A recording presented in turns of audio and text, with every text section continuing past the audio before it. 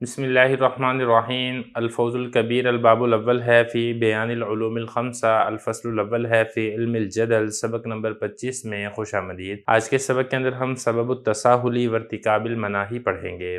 عبارت دیکھ لیں۔ وَأَمَّا التَّسَاهُلُ فِي تَنْفِيذِ أَحْكَامِ الشَّرِيعَةِ وَارْتِكَابُ الْبُخْلِ وَالْحِرْصِ فَظَاهِرٌ أَنَّهُ مِن مُقْتَضَيَّاتِ النَّفْسِ الْأَمَّارَةِ وَهِيَ تَغْلِبُ النَّاسَ جَمِيعًا إِلَّا مَن شَاءَ اللَّهُ قَالَ تَعَالَى إِنَّ النَّفْسَ لَأَمَّارَةٌ بِالسُّوءِ إِلَّا مَا رَحِمَ رَبِّي وَلَكِنَّ هَذِهِ الرَّذِيلَةَ قَدْ تَلَوَّنَتْ فِي أَهْلِ الْكِتَابِ بِلَوْنٍ آخَرَ وَهُوَ أَنَّهُمْ كَانُوا يَتَكَلَّفُونَ تَصْحِيحَهَا بِتَأْوِيلٍ فَاسِدٍ وَكَانُوا يُبْرِزُونَهَا فِي صِبْغَةِ الدِّينِ۔ ترجمہ دیکھ لیں۔ تساہل یعنی سستی کا سبب اور مناہی کے ارتکاب کا سبب۔ بہرحال احکام شریعہ کو نافذ کرنے میں سستی اور بخل اور حرص کا ارتکاب کرنا تو ظاہر بات یہ ہے کہ یہ نفس امارہ کے تقاضا کرنے کی وجہ سے ہوتا ہے، اور نفس امارہ تمام لوگوں پر غالب آ جاتا ہے، مگر جس پر اللہ چاہے اس پر غالب نہیں آتا ہے۔ اللہ تعالیٰ کا فرمان ہے ان النفس لامارۃ بالسوء، بے شک نفس وہ تو بہت زیادہ حکم دیتا ہے برائی کا، مگر وہ جس پر میرا رب رحم کرے۔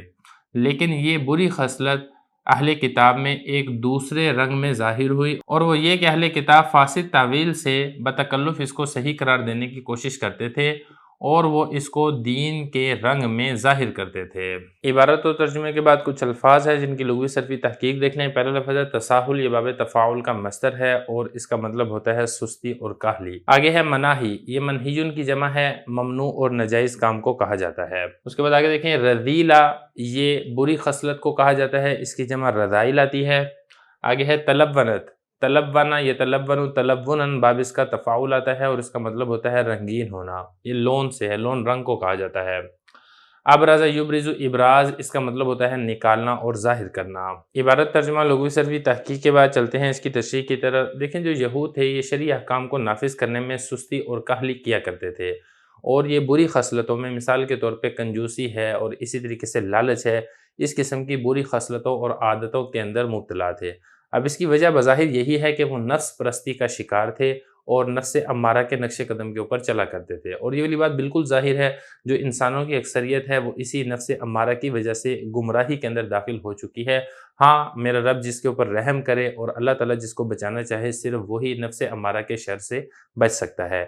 یہی والی بات اللہ رب العزت قرآن مجید کے اندر بھی ارشاد فرماتے ہیں، جیسا کہ حضرت یوسف علیہ السلام کا قصہ ہے، تو اس وقت یہ والی بات ذکر کی گئی تھی، ان النفس لامارۃ بالسوء، بے شک جو نفس ہے وہ تو بہت زیادہ، یہ جو امر ہے یہ حکم کو کہا جاتا ہے، اسی سے مبالغے کا صیغہ ہے امارہ، وہ بہت زیادہ برائی کا حکم دیتا ہے، الا ما رحم ربی، مگر میرا رب جس پر رحم کرے، صرف وہی نفس امارہ کے شر سے بچ سکتا ہے۔ لیکن بنی اسرائیل کے اندر نفس امارہ کی پرستش تو تھی، یہ نفس امارہ کے احکام کے اوپر عمل تو کیا کرتے تھے، لیکن یہ اس بری خصلت کو فاسد تعویلوں سے جائز قرار دینے کی کوشش کیا کرتے تھے اور شرعی رنگ کے اندر پیش کیا کرتے تھے۔ مطلب یہ کہ کام تو یہ وہ کیا کرتے تھے جس کا ان کو نفس امارہ حکم دیا کرتا ہے، لیکن اس کو پھر وہ جائز بھی پیش کرنے کی کوشش کیا کرتے تھے، اور اس کو شرعی رنگ کے اندر اور اس کو باطل اور فاسد تعویلوں کے ذریعے سے اس کو جائز بھی قرار دیا کرتے تھے۔ دیکھیں ان دونوں کاموں میں فرق ہے۔ ایک یہ ہے کہ آدمی نفس امارہ کے شر سے شراب پی رہا ہے تو وہ ظاہر ہے گناہ کا کام کر رہا ہے، اور ایک اس سے اوپر والا درجہ ہے کہ وہ نہ صرف یہ کہ شراب پی رہا ہے، لیکن فاسد اور باطل تعویل کے ذریعے سے اس شراب کو حلال بھی کر رہا ہے۔ وہ کہہ رہا ہے کہ جس شراب کو حرام قرار دیا گیا وہ یہ والی شراب نہیں ہے، وہ کوئی دوسری شراب ہے۔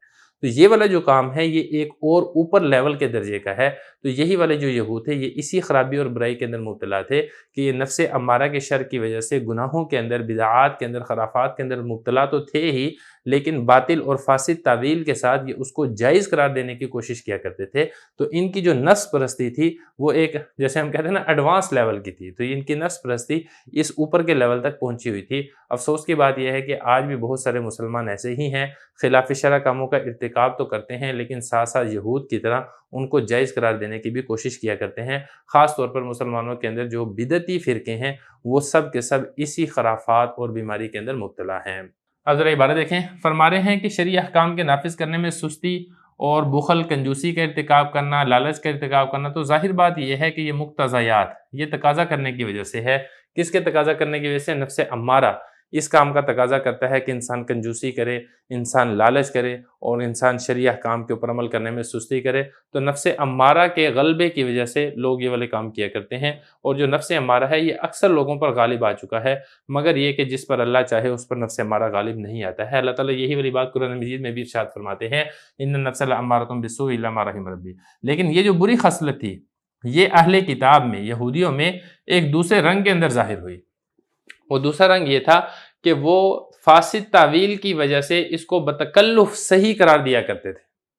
کام تو وہ ناجائز کیا کرتے تھے لیکن اس کو دین کے لبادے کے اندر پیش کرتے تھے، وَكَانُوا يُبْرِزُونَهَا فِي صِبْغَةِ الدِّينِ، اور وہ اس کو ظاہر کیا کرتے تھے دین کے رنگ میں، اور اس کو کہا کرتے تھے کہ یہ دینی اور شرعی حکم ہے۔ تو اس طریقے سے یہ سستی اور کاہلی کا شکار تھے، اور جن کاموں کے کرنے سے اللہ رب العزت نے منع کیا ہے، نہ صرف یہ کہ وہ کام کیا کرتے تھے بلکہ ان کو جائز بھی قرار دیا کرتے تھے۔